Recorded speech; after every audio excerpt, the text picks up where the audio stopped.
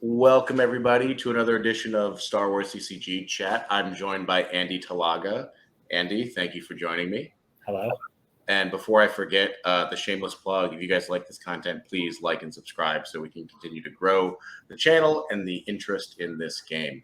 So Andy and I have been brainstorming a fun idea of what if we show off the weirdest stuff in our collections and the weirdest stuff that Decipher made for Star Wars CCG. So this is going to be only stuff that was officially printed, no weird misprints or miscuts. That's kind of a different category of stuff.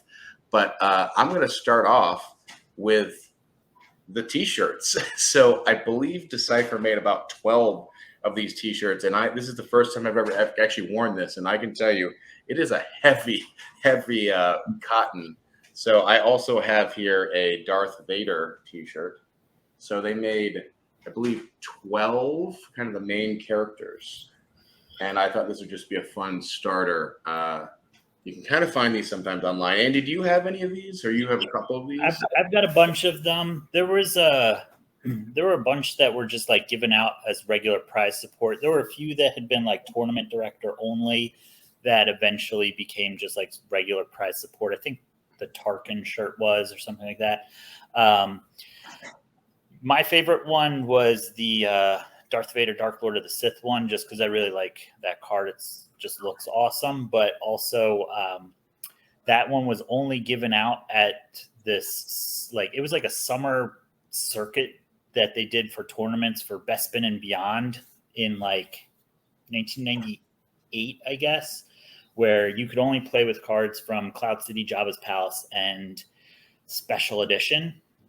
I think they were piloting it as almost like a, if you're familiar with Magic, like a Type 2 versus like a, vintage or legacy style. So like they were trying to like kind of reboot it, with the launch of Special Edition. 15-year-old me at the time that was like not great at playing, won a tournament, and that was the only shirt that I ever won playing Star Wars CCG. Was this like one-time only Darth Vader Dark Lord of the Sith shirt, which looks cool. I have 3 of them now because anytime they go off sale, I try to buy them because I just like that one. But yeah, there's about 12 of them. There were a few that were given out at DecipherCon only for like people who played in certain events. So there's like a Luke Skywalker Jedi Knight, a Lord Vader, and an Emperor Palpatine. Oh, those sound super cool. I have not seen those. Yeah, you could only get them if you like entered into certain events and won those events. Like Jim Colson will correct me, but it's like hang on, something popped up on my screen. Oh, yeah, sorry. No worries. Like they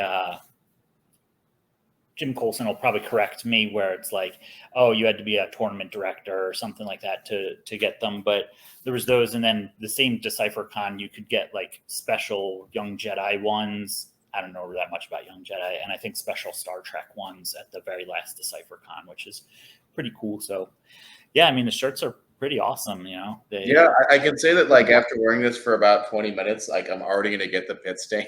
Like it is a hot, like a thick cotton. You'll definitely get some bacon collar.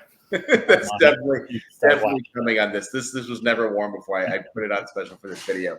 So let's move on to what you brought. I think we're just gonna kind of go back and forth here. I have a couple things. Andy's got a couple things. So what's I did it for you? Maybe people know, maybe people don't know. I really have a pretty large collection of things. So for this, I did a deep dive on some cool stuff that I had, pulled some things out of my archives here. So I'm going to show these 2 things together because they're kind of related. Most of my stuff's all marketing material. Hearing a little grainy. I don't know, maybe why. You're just kind of grainy. All right.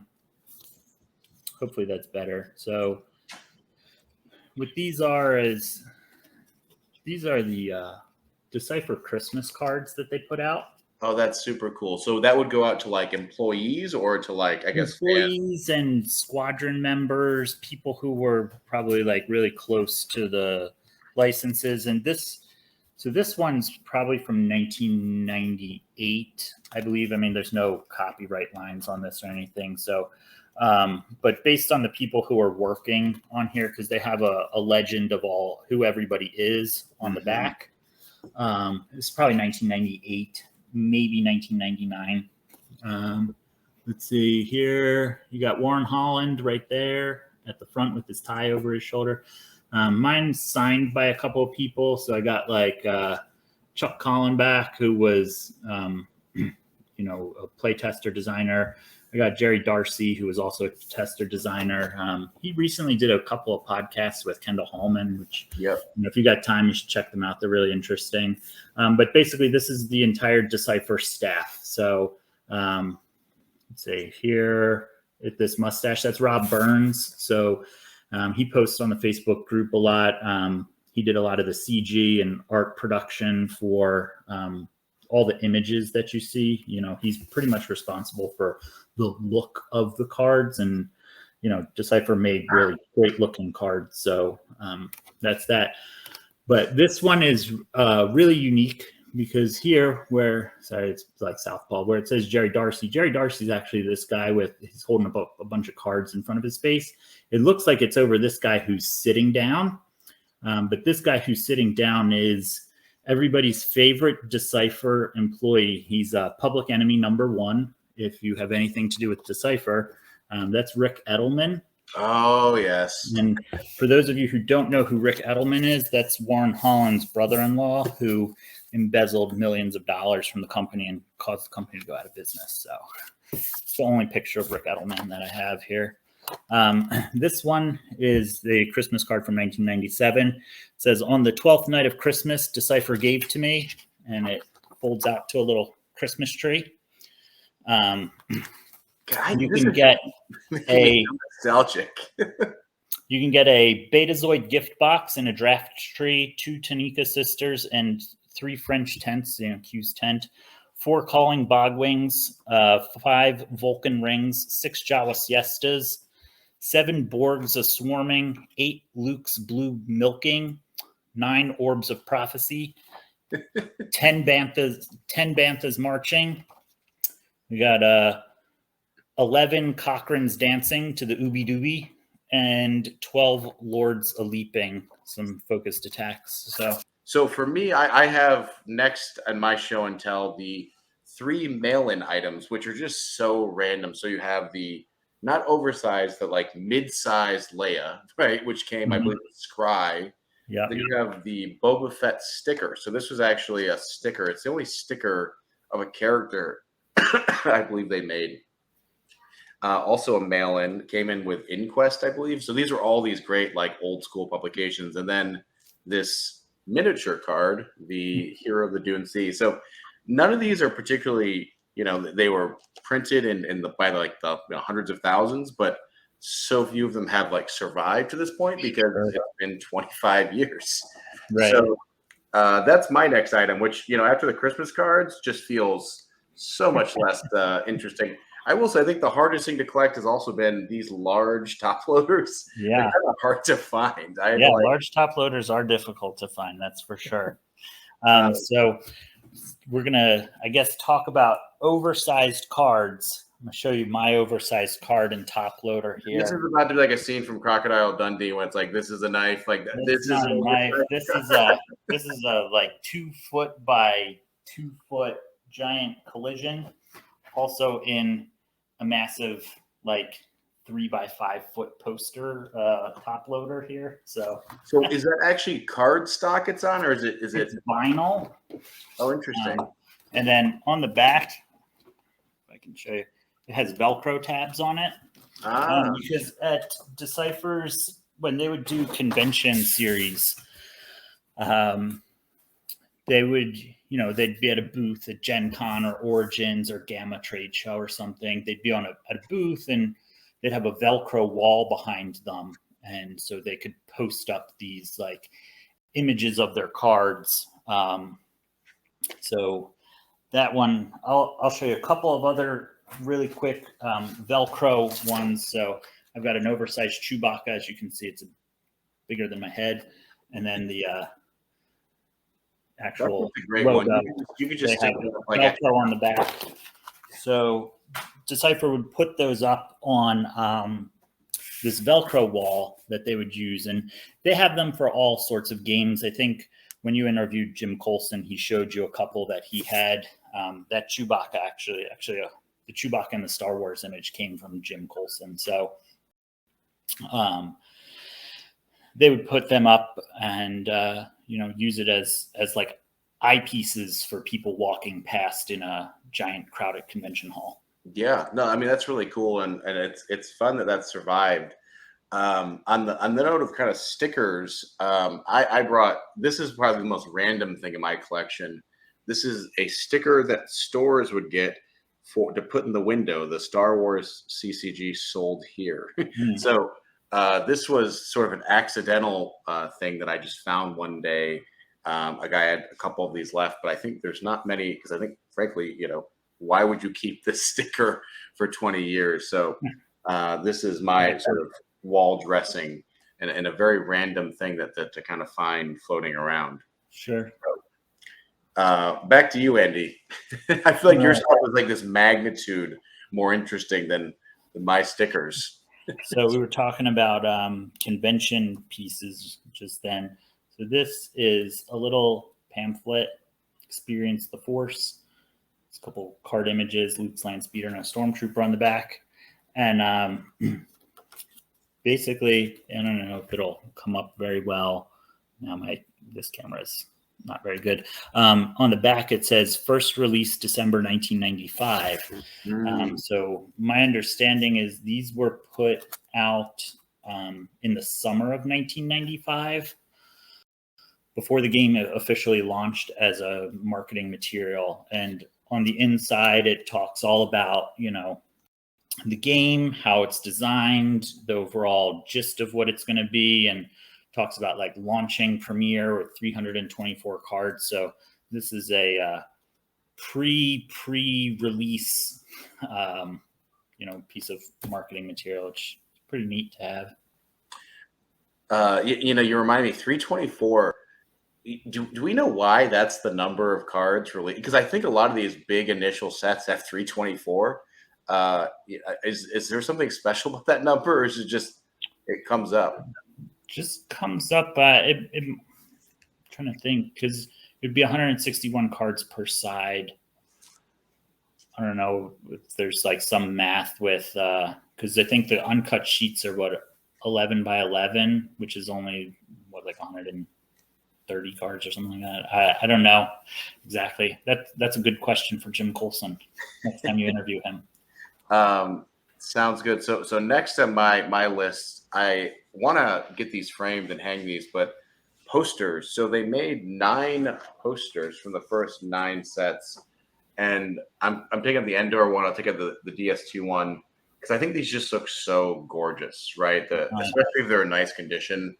They're just really colorful and bright, and on the back they have a card list. So these are available. You see these on eBay occasionally, but sort of random. It's only the first 9 sets and not all 12. There's no reflections. This is also just more examples of a company learning by doing, right? It's like we're going to figure out how to build the plane as we fly it. I think this one might be my favorite one, actually. Yeah, I just don't know if I can get away with hanging this in the house without my wife being like, take that down. So nice. These are fun to collect, and you can find them on eBay. Unlike a lot of I don't think you can find the Christmas cards on eBay anywhere. I'm not gonna find the Christmas cards on eBay. And then I have the special. Let me show off the special edition one. I just have it here, so why not? Yeah. Special. Interesting fact: they come rolled or folded. So yours are folded. The folded ones were used to be sent for like mailing to stores, so stores could hang them. They also had rolled ones, which they would give out at conventions, except special edition. Special edition only comes folded. So If you're trying to get, rolled ones to frame so there's no creases, can't do it for special edition. Yeah, the rolled versus folded never really bothered me because I think for transporting them, I just didn't want to have that tube. It just was easier to not have the tube to worry about. So those are the posters. So back to you, Andy. All right, I got a couple more quick things here. So these are sell sheets. These would go out to distributors or to like marketing team. This Cloud City one is next to impossible to find. They would create, Decipher would basically create, this one's actually my favorite, the Reflections one. And you can see how it kind of changed over time. Cloud City's a lot more simple, whereas Reflections has more with like the different art that they did for Expanded Universe, like Zior and Guri and Snuva, Dash Rendar, characters that didn't really exist. They started showcasing them off. They also started showing off like the different types of cards that you could get, like combo cards. Here's a Japanese Vader, and who's that? Cornhorn? No, EPP Obi-Wan, because it was foil. Down the side here, it's got all the product information. So MSRP, what the product number is, UPC codes, ISB numbers, Decipher's contact information, and then just like a blurb about the set itself, as well as like what's included in the packs. This one's Tatooine. Every set from Dagobah on had it, including revised EPP, ECC, anthologies, OTSDs, all that stuff. They all had this type of format sell sheet. But the Dagobah Limited and Cloud City were particularly difficult to find. I don't even have a Dagobah Limited one. It's one of the few items that I'm still missing in my collection. Because this didn't really kind of kick off until Jabba's Palace, like 1998 for their like series. So like convention series. So like Cloud City and Dagobah releasing in 1997, there's only a few of them in the world because it was really only given out to like Decipher employees to take to trade shows to show it off. So, how many times did they really print that? Whereas by the time you got to Jabba's Palace, they were compiling them into binders to hand out to like, potential distributors or like big stores or, whoever was going to be carrying the game. So Jabba's Palace forward, it's pretty easy to find a lot of that stuff, but man, Cloud City and Dagobah, there's like probably less than 5 in the world of each. I still have not found Dagobah. Does Jim Colson have one? No. It's an item he's missing out of his collection too. So and Julian doesn't have one. So, if that ever pops up, man, there's going to be, you're going to talk about $2,000 media impacts.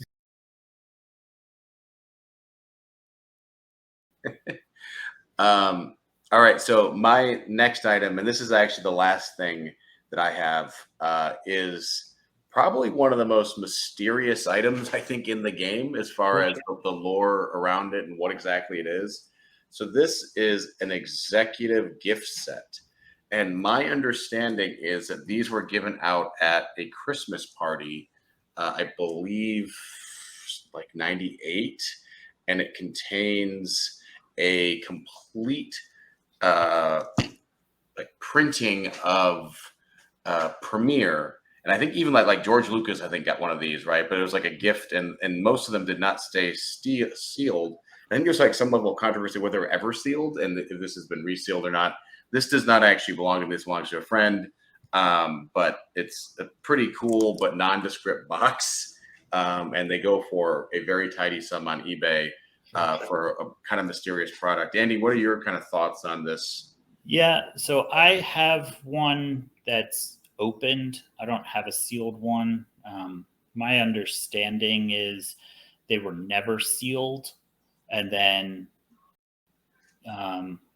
Wild Things Games out in Salem, Oregon, got a hold of some and then sealed them after the fact to sell them, because on the inside is it's you're correct. It's a complete like set of Premiere, but it's a complete production set. So there's one copy of a rare one, two copies of rare twos, one U1, two U2s, one common one, two common twos, three common threes. So Stormtrooper and Rebel Trooper. And so it's like a complete cut set of what the production of that is, plus a rule book. And then I think there's like a piece of filler that goes in so that the cards don't slide around. And so I think Wild Thing Games like resealed them, because otherwise you could just take the top off and like pull Vader out and top back on and sell it, and you'd never know. So they sealed them. So I don't, and nobody can really give a consensus on whether they were sealed or not sealed, because the first few that were given out at whatever that Christmas party was, 97, maybe 98, something like that, were not sealed. And they went to, again, other people who were like important within the, Star Wars CCG, like distribution process. So, Lucasfilm got them, the head of licensing for Lucasfilm got them, the head of probably Allied Distribution. It's a big distributor in the US for comics and collectibles. They would have got them. Different the CEO of Cardamundi, who prints the cards, would get them. That's why it's an executive gift set. It's just here's a gift, thank you, this is Premiere. And they don't want a sealed box of something, so it's easy to just open it up and show them what it is, and here you go, have a nice time. So that's why I don't think they were ever sealed. They might have been resealed after that. Sure. No, that's pretty convincing. Side note, if any casual listener doesn't know what Wild Thing Games is, they, I believe, got most of Decipher's stock, especially of card sheets. And the rumor goes that they cut a bunch of them sort of non-factory cut, which is sort of in the card world a bit taboo. People do it, but I think lots of people think it's sort of distasteful to do. But Wild Thing Games still has a huge stock of Star Wars stuff. I mean, up until maybe 2 years ago, or even a year ago, they had some of the most rare stuff, just 10 copies of Corellian Corvette foils and such. Yeah, so they got Decipher's backstock. So in Norfolk, let's say you opened up a pack of cards and you got a defective Queen Amidala, ruler of Naboo AI, right? And Decipher wants to maintain that they print quality items and sell quality items. So they don't want defects out in the market. So you could send in your defective card and Decipher would send you a, non-defective, a mint card version of it. So at Decipher's headquarters, there were just trays of every card, multiples, hundreds of every single card, AIs, foils, ultra rares, etc. And as part of I don't know if it was when Decipher lost the license or when Decipher kind of closed down, they basically, Wild Things Games stepped in and got it all. And so Wild Things Games just has if you go on their site and you try to look up tournament foils, if you wanted to buy a foil Clash of Sabers, I think they have 6,000 they just have a massive amount of cards. And then likewise, they got all the uncut sheets as well. So, when they cut just, Star Wars cards have a different radius of the corners than a Magic card. But Wild Things Games, for whatever reason, they have the die cut, the professional die cut for Star Wars cards. So if they cut a sheet, you're never going to know if it's an NFC or if it's a real Cardamundi cut card. And I know this is a bit of a tangent, but I think that there's also this idea that cutting cards is easy. Like I see this around the boards. Like, why don't I buy, an Endor? You see some of these uncut sets, uncut sheets. I think there's Endor foil sheets are on eBay, like $50. But good luck cutting them in a non-crappy way. Yeah, it's really hard. I've got some NFC cards from like Magic and stuff from like uncut sheets, and it's just really, really difficult to NFC a card correctly, like nearly impossible. So I wouldn't be worried about getting a fake card. And if you're getting something from Wild Things Games, I mean, they've been selling cards now for 20 years since they got all this stuff from Decipher. I mean, at this point, like, I wouldn't be surprised if all the stuff was non-factory cut, that anything from like Coruscant, Theed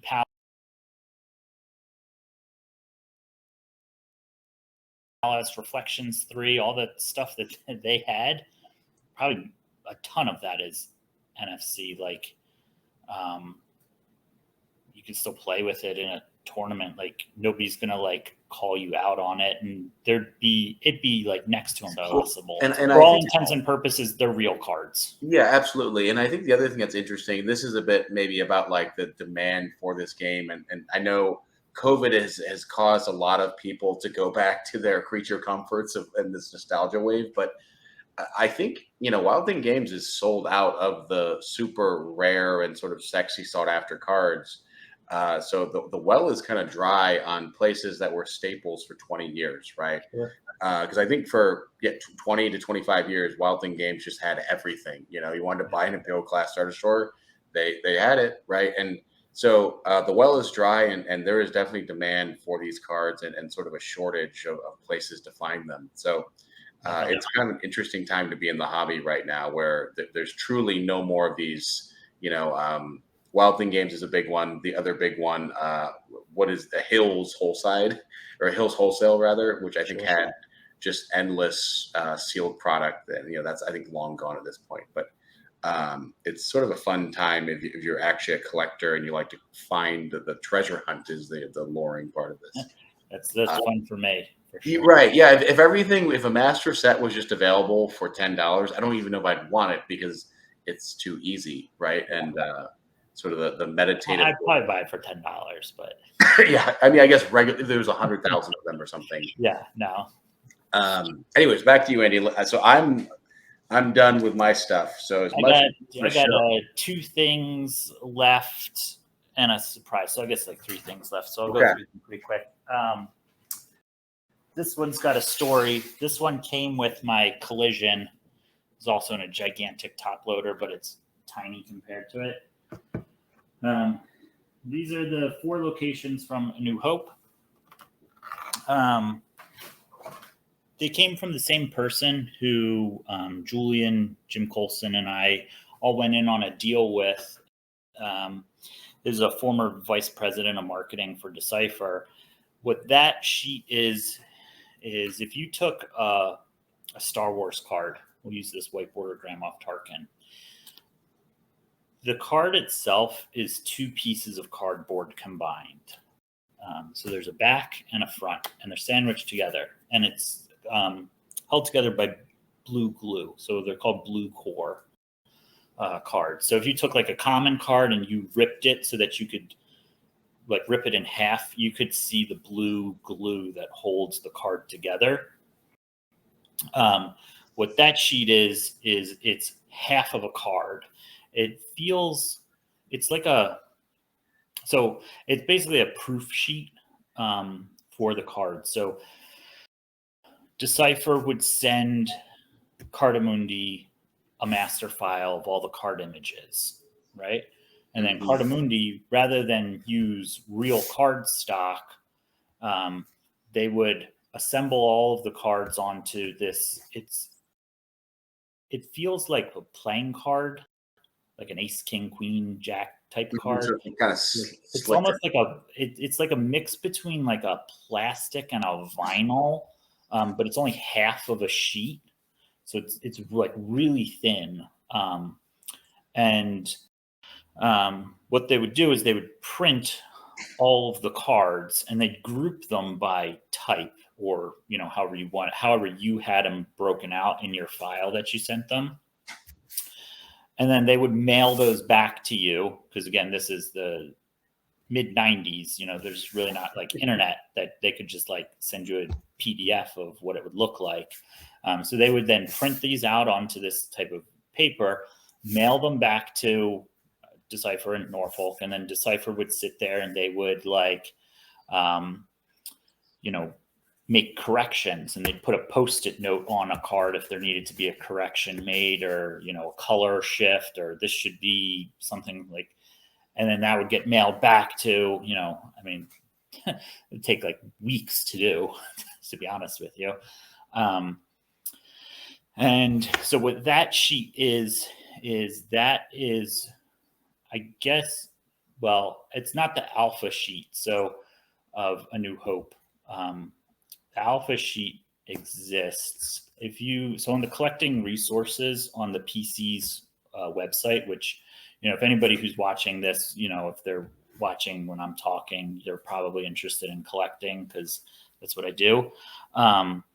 So the collecting resources is a great resource. That's redundant, but for people to get information about what's out there. And there's the collecting encyclopedia.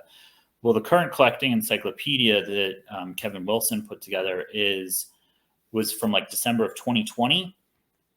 And it's beautiful. They redid a lot of it. And in fact, a lot of stuff that I've been showing off, I've scanned and sent to him for and that is one thing, just to jump in here, that I think I really appreciate about this community specifically, and I'm a part of several other collecting / hoarding groups, is there are so many resources available as far as print materials. Like the collecting encyclopedia and the Excel spreadsheets that are readily available are awesome. And anybody that's interested in collecting, these two things should be like your Bibles, right? And just reference them often. Sure. And I mean, that's a testament to the players committee, right? They've kept the game going for 20 years now, and that's really just through sheer love and dedication of the game. So the current crew of advocates, Jared in marketing and Chris Kelly in design, and those guys just really love the game. And I think that kind of passion that they have for the game trickles down into the community. And it's a lot. There's so many resources out there for like learning about stuff, whether it's how to play or collecting or whatever it is. So definitely collecting encyclopedia is really a great resource. But if you were to go, you can search for it. It should pull up on Google Documents. Not on Google Documents. If you just search Google, it should pull up a version 2, which was the previous version of the Collector's Encyclopedia, which came out in like 2014 or something. And Chris Kelly put that one together himself. And on the A New Hope page, you'll see a similar poster to this. This one that I just showed off. And it's the Dark Side effect sheet, or effects and interrupts. And that one's probably the alpha sheet, because CPI, Commence Primary Ignition, is not purple. It's an effect. It's an epic event effect. The Dianaga, the creature, is not a creature. There's no like creature template. It's a creature effect. Gick has like a Destiny 4, Undercover's like a Destiny 3. So like there's like a bunch of changes that happen. And there's like a post-it note on it that has like some information. Now you can't really zoom in that closely. And I tried to ask Chris Kelly before about this sheet, because, he put it together. Like, where did you find this image? It had popped up on eBay in like the mid to late 2000s, and he just saved the image and had it and included it. But, that's long gone to the lost netherworld or wherever. Yeah, that is one thing I'll say about this So- hobby is there are definitely some black hole collectors. What I Sure. mean is once they go in, they will never come out again. Sure. We got these sheets. I took this one because I wanted the big collision card. Jim Colson got some gigantic Star Trek cards, and Julian got basically the rest of the A New Hope proof sheets. I wanted this one because I had the Death Star, and it's the Death Star, so it's pretty sweet.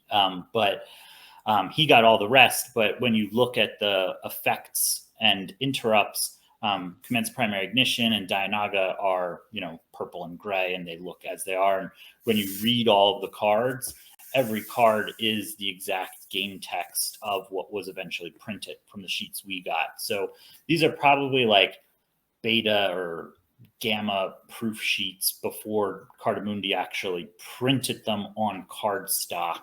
That is very cool. It's also it's interesting, like with the fall of Decipher, that the employees didn't also just like die with the company. That they're like around. It's like the marketing executives are going to be there. I'm like, oh yeah, I have some cool stuff.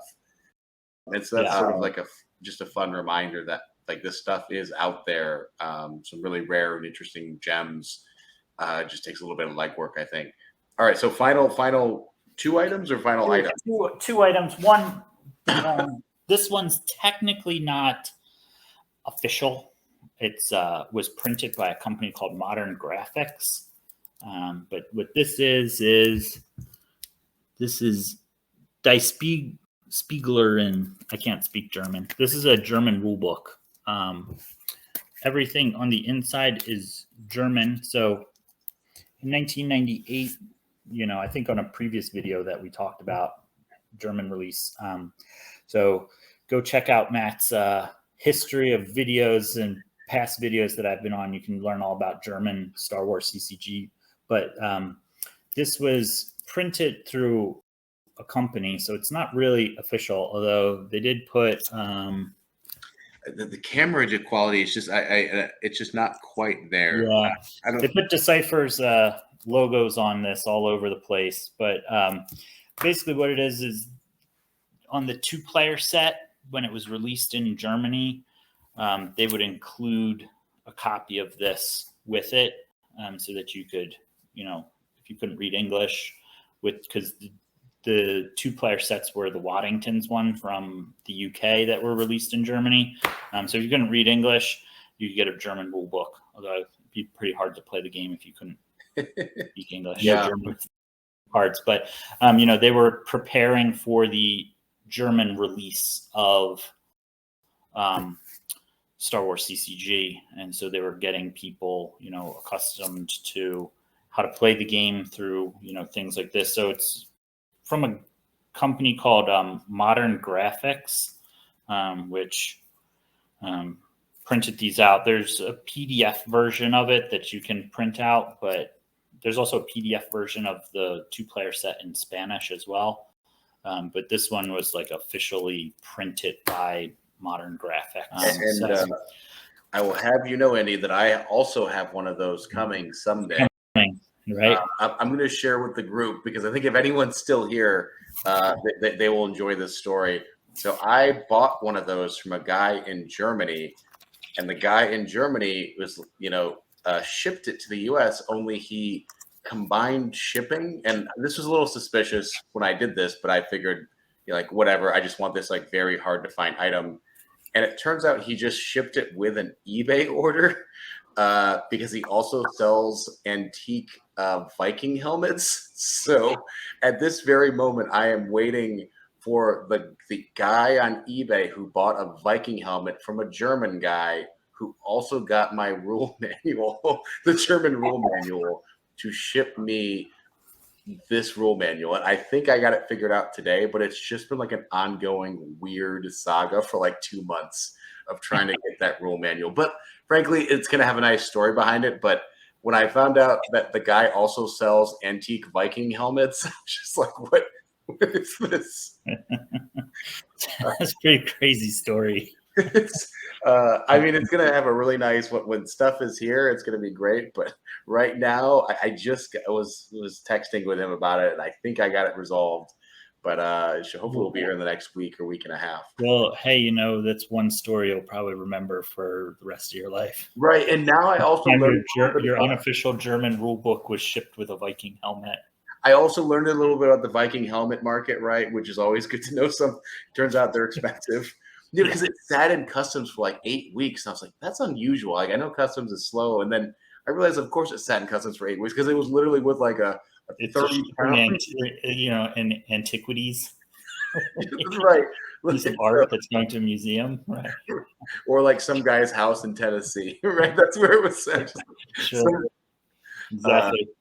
So my last item, it's not Star Wars CCG, but I had it laying here, and I thought of you since you do Lord of the Rings. Well, yeah, let's go. You know, for your anybody who's interested in Lord of the Rings, this is a secret one for you. So here's my miscut. I don't know if you can really see it. My miscut Chinese Elrond, Lord of Rivendell. That's very cool. Chinese is. See if we can. I have, unfortunately, it's just. We're gonna do a part 2 of this, Andy, and I will send you my webcam. Okay. I'll bring my webcam home from work. My work one is very nice, which apparently this one, I don't know. I was tinkering with the settings the other day when I was trying to film some videos about Premiere Through Hoth retro event that the PC did, and those all came out blurry too. So I think it's something that I was doing with trying to do screen recording. Yeah, I've had my fair share of struggles with video cameras and figuring out how to unfocus and focus and all these things. It's way more complex than I thought it would be. But we're going to do it part 2. It might be a little while, but I hope everyone enjoyed the content. Please let us know what your favorite item is, and I'll try to add in a couple of the screenshots of the Christmas cards in particular, because I think those are really cool and kind of unique. As well as some of the other stuff. So, Andy, thank you as always for joining us, and more stuff to come. Thank you for having me. It's a pleasure. All right. See you, everybody.